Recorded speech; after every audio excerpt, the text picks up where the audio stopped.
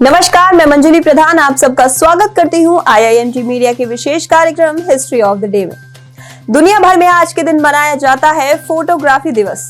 फ्रांसीसी सरकार ने 19 अगस्त 1839 को डाग्यूरोटाइप पेटेंट जारी किया था, जिससे यह फोटोग्राफिक प्रक्रिया पूरी दुनिया के लिए निःशुल्क हो गई थी।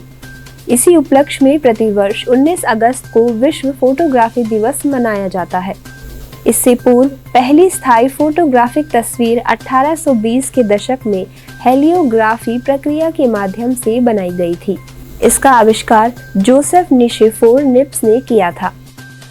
इसके बाद 1837 में लुई जैक्स मंडे डागुएर ने डाग्यूरोटाइप का आविष्कार किया, जो 1860 तक सबसे अधिक प्रयोग की जाने वाली फोटोग्राफिक प्रक्रिया बन गई थी। वहीं वर्तमान में स्मार्टफोन कैमरों की निरंतर बढ़ती क्षमता में फोटोग्राफी को भी कहीं भी कभी भी किया जा सकने वाला कार्य बना दिया है। फोटोग्राफी अब बेहद सुलभ, सुविधाजनक, पोर्टेबल, तत्काल और साझा करने योग्य हो गई है।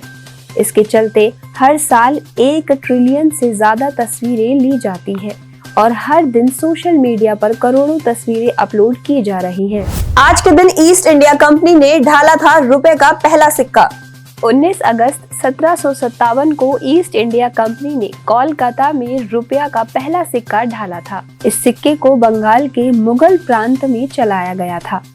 1757 के प्लासी युद्ध में अंग्रेजों की जीत के बाद ईस्ट इंडिया कंपनी को बंगाल और बिहार में व्यापार करने का अधिकार मिल गया था। 1 रुपया का सिक्का कंपनी के व्यापार की दृष्टि से चलन में आया था। 1947 में जब देश आजाद हुआ तो स्वतंत्र भारत में 1950 में सिक्के ढालने शुरू किए गए थे। 1950 तक देश में ब्रिटिश सिक्कों का ही इस्तेमाल किया जाता रहा। भुवनेश्वर को आज के दिन बनाया गया था उड़ीसा की राजधानी। 19 अगस्त 1949 को उड़ीसा की राजधानी को भुवनेश्वर में पूर्ण रूप से स्थानांतरित कर दिया गया था। उड़ीसा विधानसभा में 30 सितंबर 1946 को प्रस्ताव पारित कर भुवनेश्वर में नई राजधानी बनाने का निर्णय लिया गया था। राजधानी के रूप में भुवनेश्वर की टाउन प्लानिंग का दायित्व प्रख्यात वास्तुकार ऑट्रो कॉजिनबर्गर को सौंपा गया था। 13 अप्रैल 1948 को तत्कालीन प्रधानमंत्री पंडित जवाहरलाल नेहरू ने भुवनेश्वर में राजधानी बनाने के लिए शिलान्यास किया था। इससे पहले उड़ीसा की राजधानी कटक थी, जिसे आज प्रदेश की व्यापारिक राजधानी के रूप में जाना जाता है।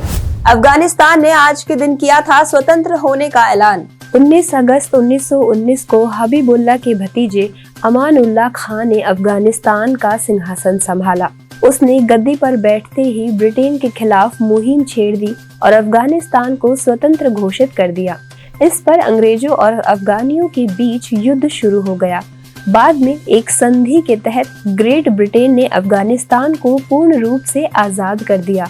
इससे पूर्व गजनी और काबुल पर 1839 में ब्रिटिश सेना ने अधिकार किया था। बाद में परिस्थिति बदली और अब्दुल रहमान खां अमीर बन गया। इसके बाद 1901 में उसका बेटा हबीबुल्लाह गद्दी पर बैठा था। आज के लिए बस इतना ही। कल फिर भेंट होगी इतिहास में दर्ज कुछ और महत्वपूर्ण जानकारियों के साथ। तब तक के लिए देखते रहिए और सब्सक्राइब करिए IIMT मीडिया।